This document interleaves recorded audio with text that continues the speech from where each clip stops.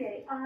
Gusto ko nang magpakilala at gusto ko na rin lumabas kasi it is now the right time for me para may pakilala ko na ang sarili ko sa lahat ng mundo.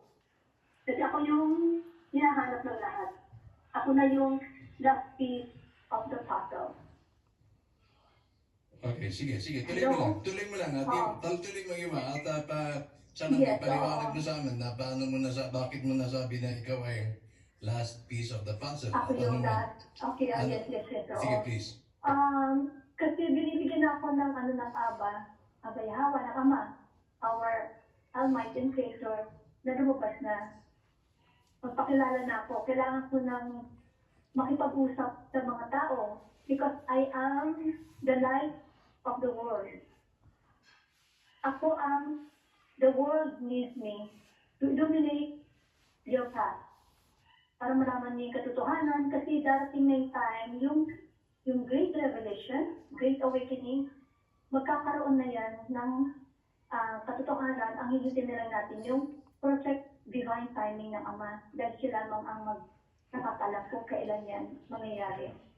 Dahil ako naghihintay din ako, pero ngayon binigyan ako ng go signal na lumabas na para magpakilala na sa lahat dahil the world needs me. Mm-hmm. So gusto ko na rin lumabas sa aking comfort zone. Kailangan ko na lumabas sa comfort zone ko. At kausapin yung mga tao. Oo. And then, para na rin sabihin sa iba, yung mga nagsasabing nag-explain pa sila, wag na. Kasi narito na ako lalabas na ako. Ang iyo Actually, di ba kung mawag na, ang iyo bang... tumawag na ako sa wife. Yes. Okay. Pero ang mga katagang na lumabas sa iyong mga bibig may kinalaman sa propesya, may kinalaman sa Diyos. Aking gustong narinig sana meron ka bang pinangahawakan, may taglay ka bang patutoo na masasabi natin pwede mong dalhin sa bangko at sabihin na ako may-ari niyan? Okay, actually, Please. wala akong pinangahawakan as in dokumento. Ang pinangahawakan ko, may DNA. Actually, nakuha na nila yung dugo ko. Nakakuha na sila ng dugo ko. Meron na-check na nila yung dugo ko para maano kung talagang may anak ko kay Madam Imelda Marcos at kay Ato Lakay. Nasi kanila, alam ko, positive yun. Meron nangyari kasi, so nakakuha ng sample na dugo ko para ma-check yun. And then, ang unang-una ay ang Ama. Talagang inano na niya na ako, ang beloved child of Aba Yahweh. I am the chosen one. I am the anointed. At ako ang heir. Ikaw ang heir. His heir.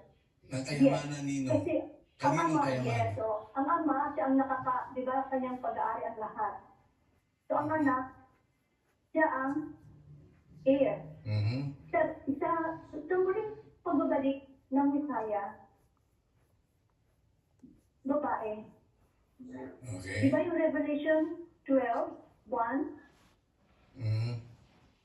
Alright. Di ba yung babae yung yes, yung babae ang lalabas at the end time na siyang Messiah.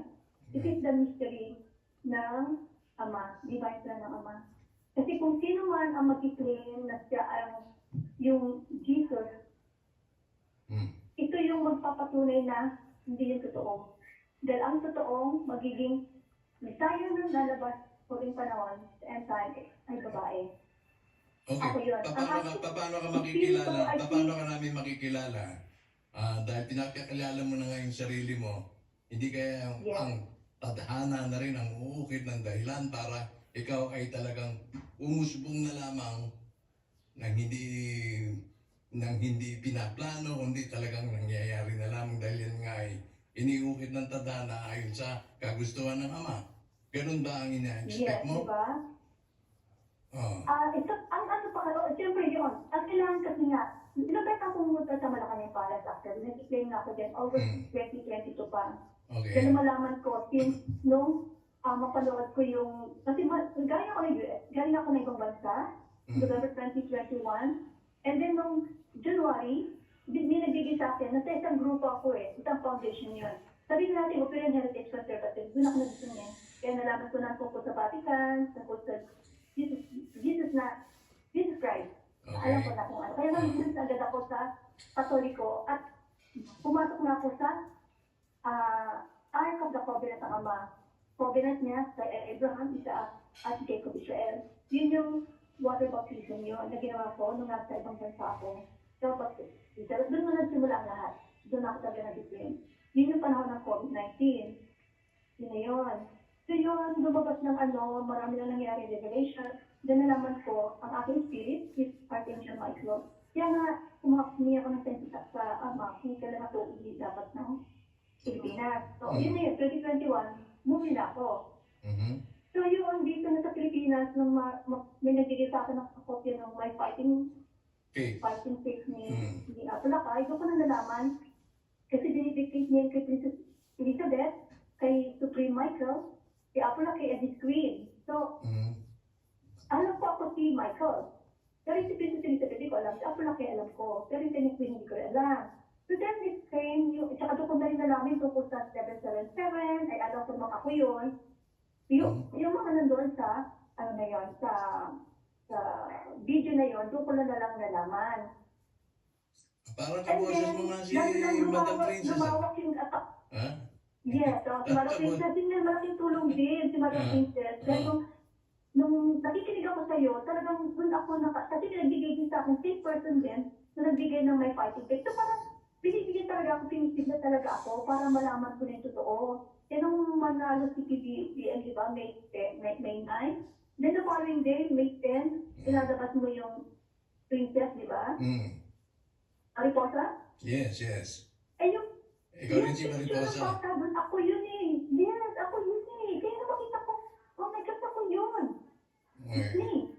Ngayon pa lang, dinadala na din from Princess Elizabeth, Marin Ruiz, Ah. na dinadala na sila ako ng Malacanang. So, doon ko na rin nalaman na si Apolacay, tatay ko. So, hindi ko na lang alam eh. Alam ko na ako na si Princess Elizabeth. So, alam ko na ako. At ang aking spirit is Archangel Michael. Pwede bang sige, go ahead. Tuloy mo. Remember, tumawag ako sa iyo kasi nung nakikinig ako nun sa iyo na ang address mo si Prinsipe, meron siyang nabanggit na iwa. Di ba sabi like, i-check mo yung mo na yung video na yon. May sinabi, may tinanong ka eh, may sinagot siya na iwa, gano'n. And then sabi mo, ano yung Prinsipe, ano yung iwa? Tinanong mo siyang gano'n, iwa. So, alam ko na siyempre, alam ko na kung sino ako eh. Nakikinig na lang basta ako. So, makilalo, na si Prinsipe, siya yung may connection din sa akin. Nakakaalam ng mga nangyayari. Okay. So yun, nung na nga yung sa Mariposa, nalaman ko lang, ako nga yung Princess Elizabeth. Then ako nga yung si Queen Michael, kasi ako lang kay tatay ko. Yun na lang Queen ang question, di ba? Sinisip ko, di ba sabi nila marami may mga anak sa Apolacay, di ba? So, ibang queen nun. And then, sa YouTube ulit, may nakita ko na the assassination attempt ng tunay na ina, ng Carlos ng Silangan, alam ko ako yung Carlos ng Silangan.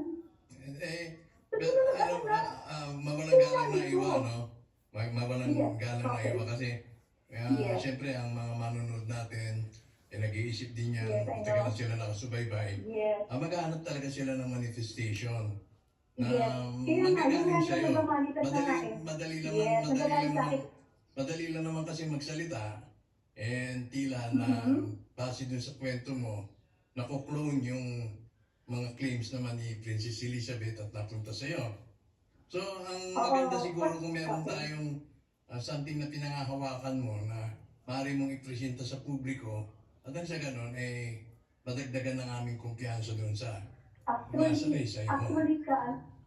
Yes. I know. Yan naman talaga lagi sinasabi. Dahil ako, marami na akong kinakausap ng mga tao kung sino ako eh. Siyempre, hindi niniwala. Pinagtatawa na nga lang nila ako, nagmumukha na ako, di ba? So, kailangan kong gawin yun.